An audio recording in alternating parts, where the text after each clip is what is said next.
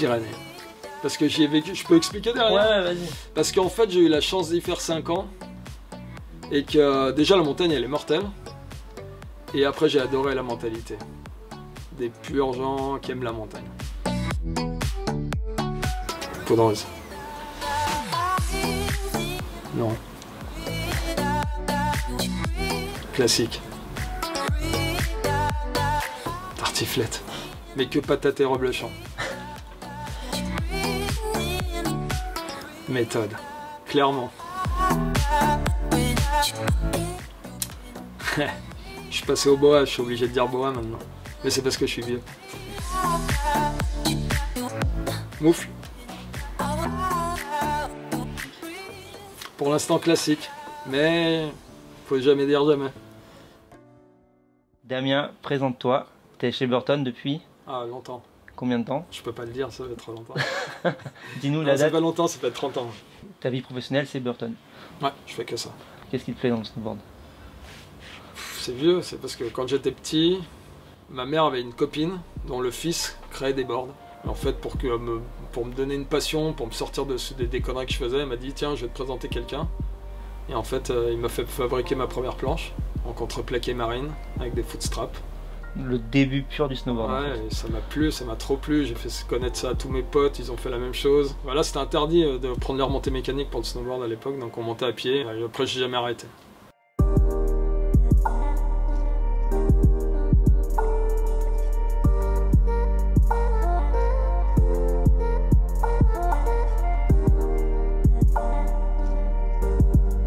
Parle-nous du Stepon.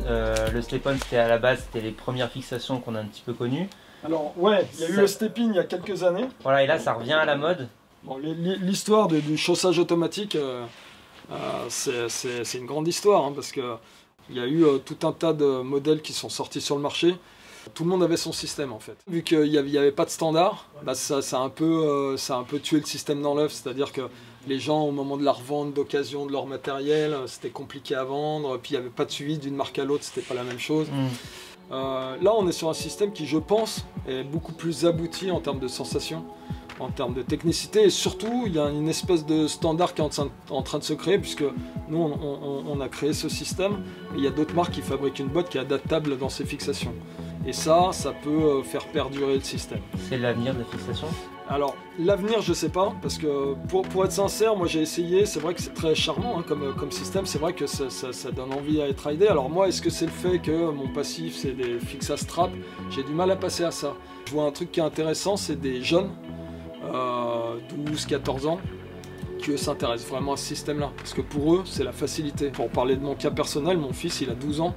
Il m'a demandé de rider ça, alors qu'il ne s'intéresse pas particulièrement à la technicité du matériel, etc. Mais le côté pratique. Mais c'est le côté pratique. En fait, je lui en ai jamais parlé, et il m'a dit, voilà, moi j'ai envie de mettre les pieds là-dedans, j'ai envie de chausser comme ça. J'ai plus envie de me baisser en gros.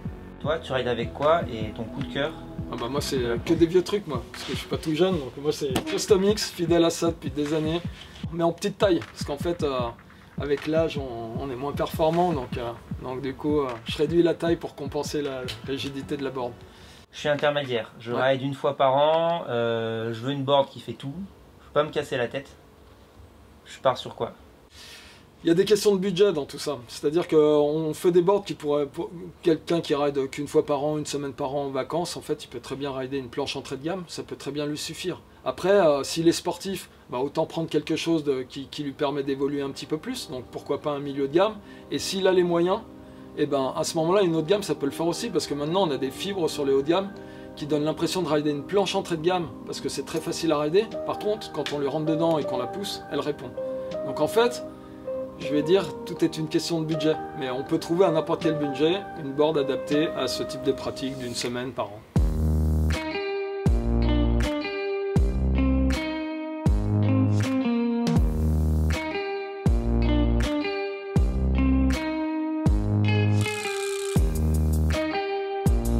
Il y a quelques nouveautés, comme par exemple la planche 3D qu'on a ici, qui amène une douceur de ride, qui amène de grosses accélérations en nage profonde. Je ne sais pas si on le voit bien à la caméra, mais voilà, la planche, elle a une forme d'étrave en spatule. Il y a des channels qui partent devant en spatule et qui sortent derrière en talon. Donc ça c'est pour évacuer la neige hyper rapidement. Et voilà, il y a quand même quelques nouveautés. Mais après sinon sur la gamme classique on reste sur une continuité. Avec tout ce qui s'est passé, c'est ce qu'on a préféré faire pour cette année. Ouais, cette année je pense que les gens ils ont faim. Ça se voit sur les réservations en station. C'est plus haut que d'habitude. Et ça se comprend puisque nous on est pareil, on a envie d'y aller à la montagne. Du coup, donc toi, tu m'as dit que tu es un vieux de la vieille, tu as été là depuis le début, tu as tout connu. Tout connu. Non, mais du snowboard. Ouais. Comment tu le vois dans 10 ans? C'est dur à appréhender aujourd'hui parce qu'en fait, il y a beaucoup de changements déjà dans l'industrie. On voit beaucoup de jeunes se mettre au snowboard. Et la pandémie y est pour quelque chose. En fait, c'est chaud de remonter avec des chaussures de ski et des bâtons et des skis pour descendre sur une piste. Alors que c'est beaucoup plus simple en snowboard. Et en fait, on a vu beaucoup de gens essayer le snowboard. Donc ça c'est plutôt cool, il y a une nouvelle génération. Alors après il y a aussi un effet, surtout dans la région où on est, dans le sud il y a plein de skateparks et on voit il y a plein de gamins qui reskatent quoi. Donc il n'y a pas que de la trotte, il y a des gamins qui font de la trotte, mais il y a beaucoup de skateurs. Beaucoup de skateurs, et les skateurs a priori ils vont pas forcément vers le ski, ils vont plus vers le snowboard naturellement puisque c'est la même position. Après comment attirer? En étant juste naturel, en faisant notre sport comme on l'aime, voilà, et après les gens, ils verront là où ils ont envie d'aller. Le sport, je pense que c'est quelque chose qui amène une sensation qui, à mon avis, en tout cas, est inégalable. On a une position qui est différente de celle du ski, on n'est pas en face de la pente, on est de travers, et ça...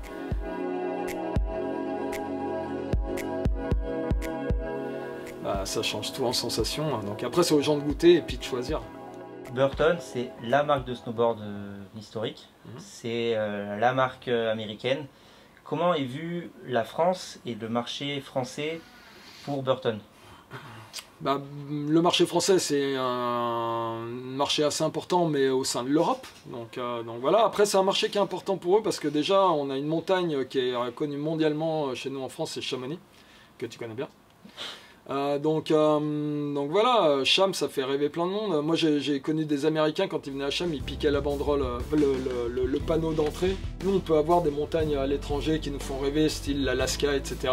Il faut savoir que Chamonix, ça fait rêver des générations, ça a fait rêver, ça fera encore rêver des générations de riders entiers dans le monde entier quoi. Les compétitions, on voit que les Américains ils explosent tout le monde. Nous en France, comment faire pour que justement on commence un peu à les titiller ces mecs-là Après, est-ce que c'est un but en soi? Je veux dire, le snow, justement, c'est la grande problématique. Quand les Jeux Olympiques, quand le snowboard est arrivé aux Jeux Olympiques, on a très bien vu qu'il y avait une diversité de riders face aux Jeux Olympiques, par exemple. Le snow, c'est pas que la compétition. Backside, triple cork, 14-4. Are you kidding me? The entire field tackling Red Gerard. Le snow, ça peut être la compétition, mais c'est aussi autre chose. En fait, je pense que c'est quelque chose de beaucoup plus vaste que ça. Après, les infrastructures pour faire progresser les jeunes, etc., je pense qu'on a quand même des parcs qui sont pas mal. Donc voilà, on a des infrastructures en Europe pour que les jeunes puissent s'éclater, mais ils ne cherchent pas tous ça, quoi. Je vois, il y a une différence entre le ski et le snow. Je vois mes parents, ils skient. Eux, ils peuvent partir. En fait, eux, ils veulent faire une station, c'est partir d'un endroit A et aller à un autre endroit B, faire dévaler des kilomètres de piste, etc. Et puis revenir et pas passer par le même endroit. En snow, c'est complètement différent. On peut faire la même piste toute sa vie. Si elle est parfaite, on s'en fout. S'il y a des sauts partout, si on a un run qui est terrible, on se régale à faire ça. On n'a pas besoin d'une grande station, on a juste besoin de s'éclater, c'est tout. Le snowboard en un mot? C'est trop bien.